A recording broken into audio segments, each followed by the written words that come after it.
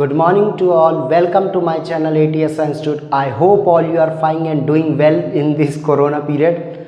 आज का जो है हमारा टॉपिक है मैक्रो इकोनॉमिक्स में बैंकिंग चैप्टर। लास्ट क्लास में हमने मनी चैप्टर दिया था। बैंकिंग क्या होती है, किस तरह से वर्क करती है, किस तरह से हमारी इकोनॉमी में इक्विलिब्रियम लेके आती है, संतुलन, इसको हम आज के क्लास में समझेंगे। ये ध्यान रखना है कि ये सबसे इम्पॉर्टेंट चैप्टर है।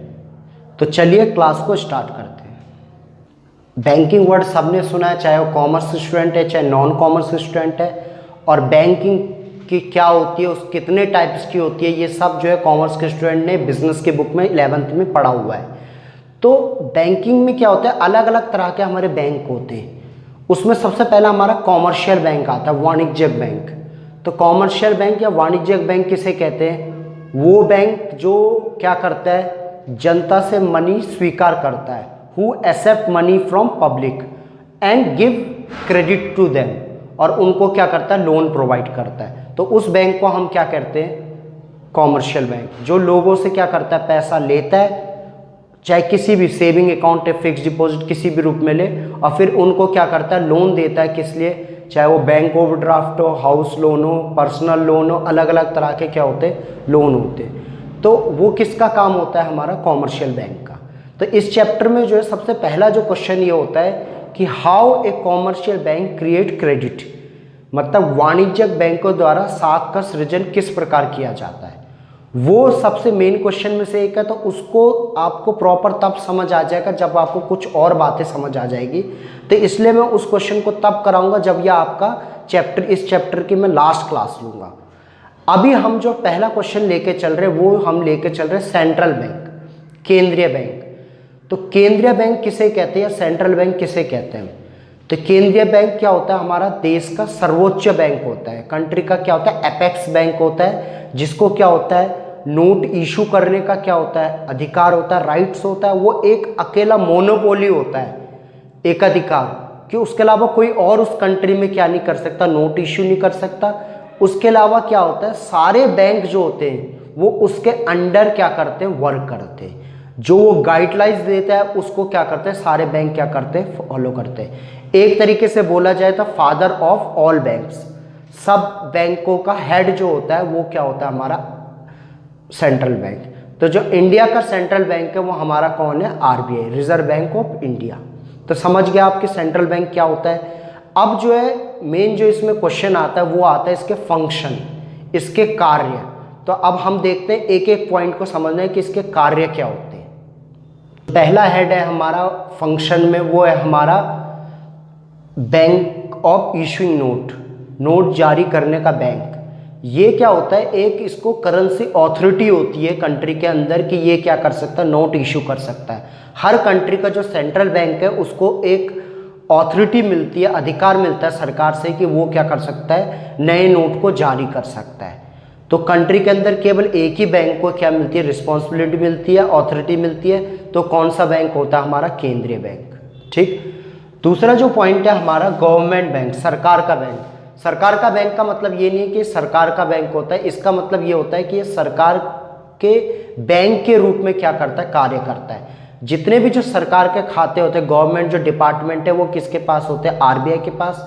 इसके अलावा क्या करता है, ये सरकार के जो शेयर वगैरह होते हैं उनको खरीदता और बेचता है, सेल और परचेज करता है, क्रय विक्रय। या फिर क्या करता है, गवर्नमेंट को परामर्श, सजेशन देता रहता है कि किस सिचुएशन में हमें क्या करना चाहिए, मार्केट में नोट ज़्यादा इशू करने चाहिए या कम इशू करने चाहिए। गवर्नमेंट उसके हिसाब से क्या करती है, वर्क करती है। तो एक तरीके से ही क्या होता है, सरकार का बैंक होता है। थर्ड पॉइंट है हमारा बैंकर्स बैंक, मतलब बैंकों का बैंक, जो मैंने अभी आपको बताया था, फादर ऑफ ऑल बैंक। जो रिलेशन हमारा बैंकों के साथ होता है, हम बैंकों के क्या होते हैं, कस्टमर होते हैं। तो ऐसी जो होता है आरबीआई के लिए ये क्या है, सारे जो बैंक है एक कस्टमर के रूप में। हम बैंक में जमा करते पैसे और उसको निकाल सकते हैं और लोन ले सकते हैं। तो ऐसे क्या करता है आरबीआई, क्या करता है, कॉमर्शियल बैंकों से पैसे जमा स्वीकार करता है, एक्सेप्ट करता है, और उनको क्या करता है, लोन देता है। वो किस हिसाब से होता है अब आगे पढ़ेंगे, जिसमें सीआरआर, एसएलआर, ये सारी चीज़ें हम पढ़ेंगे। तो आरबीआई क्या होता है, एक तरह से हेड ऑफ ऑल बैंक होता है। वो जो रूल रेगुलेशन बोलता है वही क्या करते हैं, सारे बैंक क्या करते हैं, मेंटेन करते हैं। क्लियरिंग हाउस फंक्शन, आपस में अगर बैंकों के बीच कोई ट्रांजैक्शन है तो उसको एडजस्ट कौन करता है, आरबीआई करता है। तो सारी चीज़ें जो होती है, गाइडलाइंस जो होती है, सारे बैंकों को क्या करनी पड़ती है, फॉलो करनी पड़ती है। बिना आरबीआई की परमिशन के कोई भी बैंक जो है अपनी न्यू ब्रांच भी नहीं खोल सकता। उसके अलावा मार्केट में कितने इंटरेस्ट तक आपने इंटरेस्ट लगाना, चार्ज करना या इंटरेस्ट देना अपने कस्टमरों को, ये भी कौन डिसाइड करता है, आरबीआई। तो इसका मतलब एक तरीके से कि सारे बैंक जो है इसके अंडर वर्क करते हैं। नेक्स्ट जो फंक्शन है उसका लेंडर ऑफ लास्ट रिजॉर्ट या अंतिम ऋणदाता। जब भी किसी कॉमर्शियल बैंक को क्या करते हैं, पैसे की ज़रूरत होती है, लोन की ज़रूरत होती है। क्यों ज़रूरत होती है, जैसे मान लीजिए एक आपके एरिया में कोई कॉमर्शियल बैंक है, एसबीआई बैंक है, उसके 10 कस्टमर जो है उन्होंने क्या किया, 10-10 हज़ार रुपये जमा कर दिए, तो बैंक के पास कितने आ गए, 1 लाख रुपए। अब वो उसका कुछ परसेंट जो है अपने पास रखता है, क्योंकि वो ये मान के चलता है कि मेरे सारे कस्टमर मेरे से इकट्ठा मांगने नहीं आएंगे। और बाकी मान लीजिए 1 लाख का 10%, 10,000 अपने पास रखा, अब बाकी 90,000 क्या करता है, वो मार्केट में लोन दे देता है। और कभी ऐसी सिचुएशन हो जाती है जब गवर्नमेंट, वो पब्लिक का जो होता है बैंकों से विश्वास कम हो जाता है, कंट्री के अंदर मंदी छा रही है, डिफ्लेशन हो रहा है, तो कई बार ऐसी सिचुएशन में लोग क्या करते हैं, अपने पैसे निकालना शुरू कर देते हैं। तो बैंकों के पास तो अपने पैसे नहीं है, क्योंकि उन्होंने तो लोन दे रखा है, और लोन वो अपने टाइम पीरियड से पहले तो ले नहीं सकते। तो उस केस में क्या करना पड़ता है उनको, बैंक अपने साथी बैंक जो होते हैं उनसे लोन लेते हैं। अगर उनसे भी नहीं मिलता तो last lender of last resort कौन है, अंतिम ऋणदाता कौन है, आरबीआई। आरबीआई उनके जो शेयर वगैरह उनको सिक्योरिटी पे रख के क्या करता है, लोन उनको प्रोवाइड करता है। इसके अलावा वो ये भी देखता है कि अगर कोई कंट्री के अंदर मार्केट की सिचुएशन कैसी है, उसके हिसाब से क्या करता है, उनको लोन प्रोवाइड करता है। तो लास्ट पर्सन जो है बैंकों के लिए लोन देने वाला कौन है, वो है आरबीआई। अगला जो हमारा पॉइंट होता है वो होता है हमारा कस्टडियन ऑफ फॉरेन एक्सचेंज, विदेशी विनिमय का संरक्षक। इसका मतलब ये होता है कि जो भी फॉरेन करेंसी होती है उसको आरबीआई क्या करता है, अपनी कस्टडी में रखता है, ताकि जो मनी मार्केट है उसमें हमेशा क्या बना रहे, इक्विलिब्रियम बना रहे। मतलब यह है कि जैसे आपके पास कोई डॉलर है, आप किसी भी बैंक से क्या कर सकते हैं, एक्सचेंज करा के रुपये ले सकते हैं। किसी भी देश की करेंसी आपके पास, आप किसी मनी लेंडर के थ्रू या फिर किसी बैंक के थ्रू एक्सचेंज करा के इंडियन करेंसी ले सकते हैं। और फिर वो बैंक क्या करेंगे, वो किसको दे देंगे, वो आरबीआई को दे देंगे। तो आरबीआई क्या करता है, एक तरीके से कस्टडी में रखता है फॉरेन करेंसी को, और ताकि कंट्री की मनी मार्केट जो रहे, मुद्रा बाजार, वो हमेशा क्या रहे, इक्विलिब्रियम रहे। और वो उसके थ्रू क्या करता है, कई बार उन फॉरेन करेंसी को बेचता और खरीदता है, जिसको हम मैनेज फ्लोटिंग बोलते हैं, प्रबंधित तरलशीलता। ये हमारे नेक्स्ट चैप्टर में आगे जाके ये टॉपिक।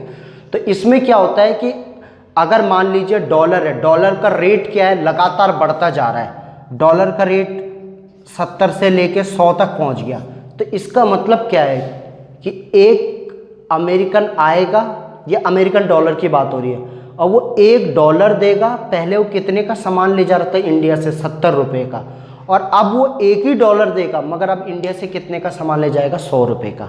तो इसका मतलब हमारी करेंसी की वैल्यू क्या हो रही है, कम हो रही है। तो उस केस में वो इक्विलिब्रियम लाने के लिए क्या करता है, आरबीआई फॉरेन करेंसी को मार्केट में सप्लाई कर देता है। जो डॉलर है मार्केट में सप्लाई हो जाएगी, मार्केट में अगर वो इशू कर देगा, ज़्यादा डॉलर होंगे, तो उसके कारण क्या होगा, डॉलर की डिमांड क्या हो जाएगी, कम। उससे क्या होगा, डॉलर का रेट भी क्या हो जाएगा, कम। इंडियन करेंसी के मुकाबले 100 से फिर गिर के कितना हो जाएगा, 70। तो ये कहानी बहुत लंबी है, हम आगे चैप्टर में देखेंगे इसको। मगर अभी ये है कि सारी जो फॉरेन करेंसीज होती है वो किसकी कस्टडी में होती है, आरबीआई। और वो उस कंट्री से अगर गवर्नमेंट को कुछ खरीदना है तो उस केस में क्या करेगा, उसका यूज़ भी कर सकता है, या कंट्री के अंदर जो है मुद्रा बाजार को अगर इक्विलिब्रियम करना है तो उसके लिए भी यूज़ कर सकता है। अब होता क्या है, जैसे मान लीजिए आप गवर्नमेंट को एक एयरक्राफ्ट खरीदना है यूएसए से, अगर वो 500 करोड़ रुपए का है, तो इंडिया क्या करेगी, पहले 500 करोड़ रुपए को डॉलर में कन्वर्ट करेगी, फिर जाके क्या करेगी, मतलब 500 करोड़ रुपए के पहले डॉलर खरीदेगी और फिर क्या करेगी, उसके बाद वो एयरक्राफ्ट खरीदेगी। और अगर मान लीजिए इंडिया के पास डॉलर पड़े हुए तो उसका क्या फ़ायदा होगा, सीधा वो डॉलर उनको दे देगी, उनकी करेंसी उनको दी और हमारे पास एयरक्राफ्ट भी आ गया, तो हमारा कुछ नहीं किया। तो ये एक बेनिफिट होता है। तो अभी हम बस ये समझ रहे हैं कि सारी जो फॉरेन करेंसी होती है किसकी कस्टडी में होती है, आरबीआई। अगला जो फंक्शन है क्लियरिंग हाउस फंक्शन या संशोधन गृह कार्य।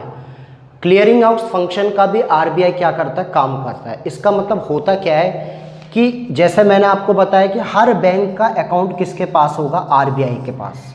आरबीआई के पास हर बैंक का अकाउंट होगा। अब क्या होता है कि जैसे मान लीजिए एक एसबीआई बैंक है और एक पीएनबी बैंक है।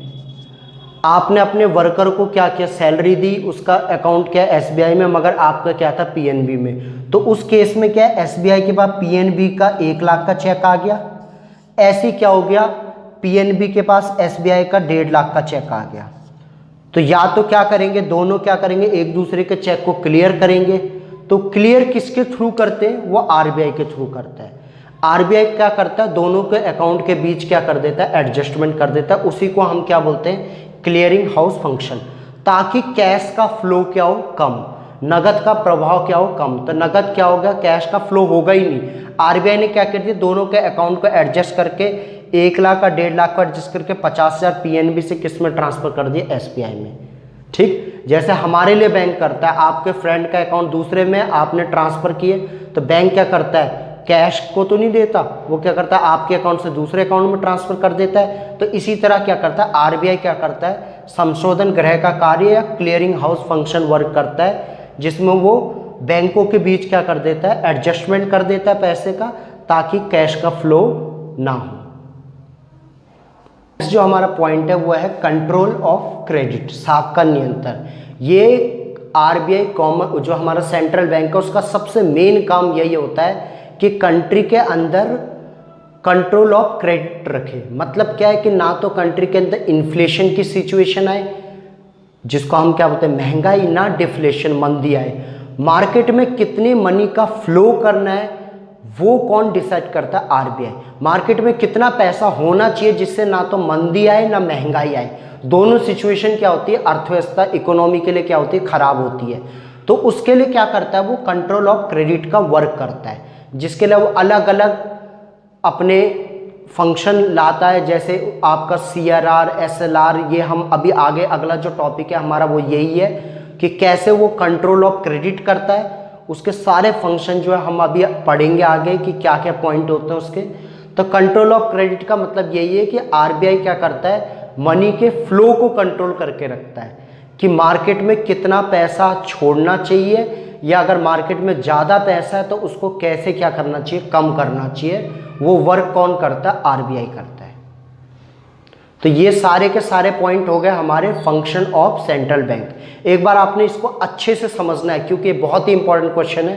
कई बार केवल एक ही पॉइंट लिखने को आ जाता है।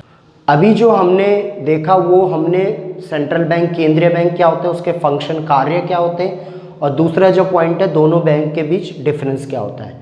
इसको आप एक बार अच्छे से समझिए, तब हम नेक्स्ट क्लास में इसके आगे के टॉपिक देखेंगे, वो इससे भी ज़्यादा क्या इंपॉर्टेंट है हमारे। ये थोड़ा लेंथी चैप्टर तो ये हमारी 2-3 क्लास लेगा, मगर आप इसको प्रॉपर समझिए।